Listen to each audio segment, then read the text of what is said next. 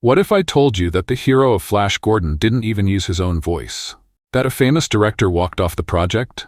Or that Queen Elizabeth was a fan of this wild space adventure?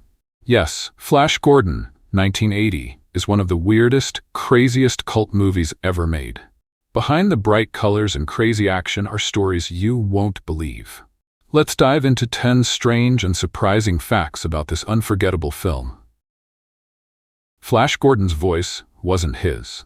Although Sam J. Jones played Flash Gordon on screen, he didn't return for post-production voice work due to a fight with the producer. As a result, nearly all of his lines were dubbed by another actor.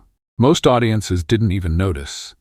It's one of the biggest hidden tricks in sci-fi film history. George Lucas wanted to make Flash Gordon first. Before creating Star Wars, George Lucas tried to secure the rights to Flash Gordon. When the rights holders turned him down, Lucas decided to make his own space adventure. The rejection ended up fueling one of the biggest movie franchises in history. Without that, Star Wars may never have existed. The football fight scene was improvised. The scene where Flash Gordon fights guards using a football wasn't scripted or rehearsed. The cast was told to just wing it, throw things, tackle guards, react naturally. Brian Blessed even shouted out play calls mid-scene. What could have been a mess became one of the film's most memorable and beloved moments. Brian Blessed made his own sound effects. During battle scenes, actor Brian Blessed couldn't resist making pew-pew sounds with his mouth, pretending to fire imaginary lasers like a kid. The sound crew begged him to stop, but he kept doing it out of excitement. Many scenes had to be cleaned up or redone entirely in post-production because of it. Max von Sydow was embarrassed by Ming.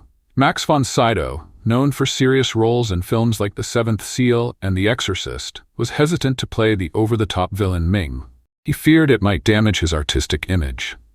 But over time, his theatrical performance became legendary and is now seen as one of the movie's greatest strengths.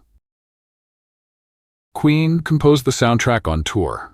Producer Dino De Laurentiis didn't know who Queen was until someone gave him their record. After hearing just a few seconds, he said, "Get me the Queens." The band wrote the entire Flash Gordon soundtrack while touring, working from hotel rooms and studios between shows. It became one of their most iconic scores. Brian Blessed almost fell to his death. While filming a flying scene, Brian Blessed's harness failed. He plummeted toward the ground with no safety net or crash mat below. Luckily, crew members caught him just in time.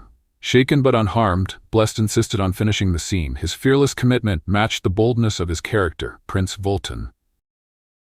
A plumbing leak flooded the set. Midway through filming, a plumbing failure caused water to flood the studio, soaking props, costumes, and equipment. Instead of shutting down, the crew kept rolling cameras. One completely water-damaged scene actually made it into the final cut. The chaos was so common on set, they simply embraced it as part of the process. Queen Elizabeth was a secret fan. In a 2020 interview, actor Brian Blessed revealed that Queen Elizabeth II once told him she was a fan of Flash Gordon. She especially loved his line, "Gordon's alive." According to Blessed, she often rewatched the film with her grandchildren during the holidays. It became an unexpected royal family favorite. It inspired major modern directors. Despite being campy and chaotic, Flash Gordon influenced big-name filmmakers like Edgar Wright, Baby Driver, James Gunn, Guardians of the Galaxy, and Taika Waititi, Thor Ragnarok. They admired its fearless use of color, music, and humor. The film's bold, rule-breaking style showed that sci-fi could be fun, weird, and deeply creative. Flash Gordon wasn't perfect. It was messy, loud, and weird. But that's why people still love it. It dared to be different, and that's something worth remembering.